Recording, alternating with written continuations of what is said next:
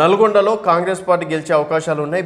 భువనగిరిలో మాత్రం tough competition నడిచిందని చెప్పేసి కూడా టాకు. సో ఇక్కడ 50-50 ఇటు బీఆర్ఎస్ అలాగే బీజేపీ అలాగే కాంగ్రెస్ మధ్యలో మాత్రం టఫ్ కాంపిటీషన్ నడిచినట్టు కూడా తెలుస్తుంది. సో ఇక్కడ చెప్పినట్టు బీఆర్ఎస్ ఓట్ బ్యాంక్ అనేది బీజేపీకి ఇక్కడ ఈ ప్లేస్లో డైవర్ట్ అయినట్టు కూడా తెలుస్తుంది. అలాగే ఖమ్మంలో కాంగ్రెస్ గెలిచే అవకాశం ఉంది. వరంగల్లో కూడా ఆరూరి రమేష్ టఫ్ కాంపిటీషన్ ఇచ్చినట్టు కూడా తెలుస్తుంది.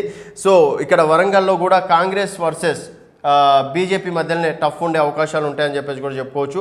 మహబూబాబాద్లో మాత్రం ఇక్కడ బీఆర్ఎస్ సెకండ్ ప్లేస్లో వచ్చే అవకాశం ఉంది. కాంగ్రెస్కి కొంతమేర అక్కడ పాజిటివ్ ఉన్నట్టు కూడా తెలుస్తుంది. సో పెద్దపల్లిలో అయితే బీఆర్ఎస్ వర్సెస్ కాంగ్రెస్ మధ్యలో టఫ్ ఫైట్ నడిచినట్టు తెలుస్తుంది. నిజామాబాద్లో మాత్రం భారతీయ జనతా పార్టీ అనుకూలంగా ఉంది ప్రస్తుతం ఉన్న రిపోర్ట్ ప్రకారం. మరి కాంగ్రెస్ కూడా గట్టి పోటీనే ఇచ్చే అవకాశాలు అయితే ఉన్నాయి. మహబూబ్ నగర్లో కూడా 50-50%. సో వీళ్ళు అనుకున్నంత 13 స్థానాలు గెలవడం మాత్రం అసాధ్యం అని చెప్పేసి కూడా చెప్పుకోవచ్చు. మహబూబ్ నగర్లో మాత్రం నువ్వా నేనా అన్నట్టు కూడా రసవత్తరంగా నడిచింది. ఎవరు గెలిచినా 10-20 వేల ఓట్ల కన్నా ఎక్కువ మెజార్టీ రాదని చెప్పేసి కూడా రాజకీయ విశ్లేషకులు చెప్తున్నారు. నాగర్ కర్నూలులో కూడా సో 2-3 రోజుల నుంచి భారతీయ జనతా పార్టీ గాలి వీచడంతో మోడీ సభ తర్వాత నాగర్ కర్నూలులో ఇక్కడ కూడా బీజేపీ వర్సెస్ కాంగ్రెస్ మధ్యలో టఫ్ నడిచినట్టు కూడా తెలుస్తుంది. ఎవరు గెలిచినంత ఈజీగా గెలవాలనేది కూడా టాక్. సో మెదక్లో ఇక్కడ BJP versus BRS. So Congress మాత్రం థర్డ్ ప్లేస్ వచ్చే అవకాశం ఉంది. బీజేపీ వర్సెస్ బీఆర్ఎస్ మధ్యలో మెదక్ ఎవరు గెలిచినా ఒకవేళ బీఆర్ఎస్ ఇక్కడ గెలిచినా ఆశ్చర్యపోవాల్సిన అవసరం లేదని చెప్పేసి కూడా చెప్పుకోవచ్చు. జైరాబాద్లో బీజేపీ వర్సెస్ కాంగ్రెస్ మధ్యలో నడిచింది. చెవెళ్లలో బీజేపీ వన్ సైడ్ గెలిచే అవకాశాలు ఉన్నాయి. సికింద్రాబాద్లో బీజేపీ వర్సెస్ బీఆర్ఎస్ మధ్యలో అయితే టఫ్ కాంపిటీషన్ అయితే నడిచింది.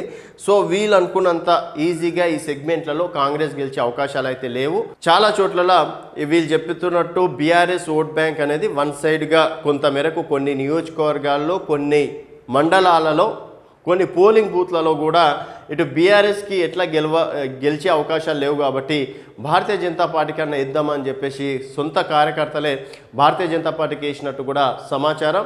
సో ఇప్పుడు అది కాంగ్రెస్ పార్టీకి భయం పట్టుకుంది. ఒకవేళ ఆ విధంగా జరిగితే మాత్రం భారతీయ జనతా పార్టీ 6-8 స్థానాలు గెలిచే అవకాశాలు అయితే ఉన్నాయి. ఇక్కడ కాంగ్రెస్ 6-7 స్థానాల వరకు కాంగ్రెస్ గెలిచే అవకాశం ఉంది. ఎంఐఎం మాత్రం 1 స్థానం, బీఆర్ఎస్ 1 స్థానంలో గెలిచే అవకాశాలు ఉన్నట్టు కూడా సమాచారం. సో మొత్తానికి 13 స్థానాల్లో కాంగ్రెస్ పార్టీ గెలవడం ఈజీయా, భారతీయ జనతా పార్టీ ఎన్నికల్లో నిజంగా సత్తా చాటుతుందని చెప్పేసి కాంగ్రెస్ మధ్యలో టఫ్ నడిచినట్టు కూడా తెలుస్తుంది. ఎవరు గెలిచినంత ఈజీగా గెలవాలనేది కూడా టాక్. సో మెదక్లో ఇక్కడ BJP versus BRS. So Congress మాత్రం థర్డ్ ప్లేస్ వచ్చే అవకాశం ఉంది. బీజేపీ వర్సెస్ బీఆర్ఎస్ మధ్యలో మెదక్ ఎవరు గెలిచినా ఒకవేళ బీఆర్ఎస్ ఇక్కడ గెలిచినా ఆశ్చర్యపోవాల్సిన అవసరం లేదని చెప్పేసి కూడా చెప్పుకోవచ్చు. జైరాబాద్లో బీజేపీ వర్సెస్ కాంగ్రెస్ మధ్యలో నడిచింది. చెవెళ్లలో బీజేపీ వన్ సైడ్ గెలిచే అవకాశాలు ఉన్నాయి. సికింద్రాబాద్లో బీజేపీ వర్సెస్ బీఆర్ఎస్ మధ్యలో అయితే టఫ్ కాంపిటీషన్ అయితే నడిచింది. సో వీళ్ళు అనుకున్నంత ఈజీగా ఈ సెగ్మెంట్లలో కాంగ్రెస్ గెలిచే అవకాశాలు అయితే లేవు. చాలా చోట్ల వీళ్ళు చెప్తున్నట్టు బీఆర్ఎస్ ఓట్ బ్యాంక్ అనేది వన్ సైడ్గా కొంతమేరకు కొన్ని నియోజకవర్గాల్లో, కొన్ని మండలాలలో, కొన్ని పోలింగ్ బూత్లలో కూడా ఇటు బీఆర్ఎస్కి ఎట్లా గెలిచే అవకాశాలు లేవు. కాబట్టి భారతీయ జనతా పార్టీ కన్నా ఇద్దామని చెప్పేసి సొంత కార్యకర్తలే భారతీయ జనతా పార్టీకి వేసినట్టు కూడా సమాచారం. సో ఇప్పుడు అది కాంగ్రెస్ పార్టీకి భయం పట్టుకుంది. ఒకవేళ ఆ విధంగా జరిగితే మాత్రం భారతీయ జనతా పార్టీ 6-8 స్థానాలు గెలిచే అవకాశాలు అయితే ఉన్నాయి. ఇక్కడ కాంగ్రెస్ 6-7 స్థానాల వరకు కాంగ్రెస్ గెలిచే అవకాశం ఉంది. ఎంఐఎం మాత్రం 1 స్థానం, బీఆర్ఎస్ 1 స్థానంలో గెలిచే అవకాశాలు ఉన్నట్టు కూడా సమాచారం. సో మొత్తానికి 13 స్థానాల్లో కాంగ్రెస్ పార్టీ గెలవడం ఈజీయా, భారతీయ జనతా పార్టీ ఎన్నికల్లో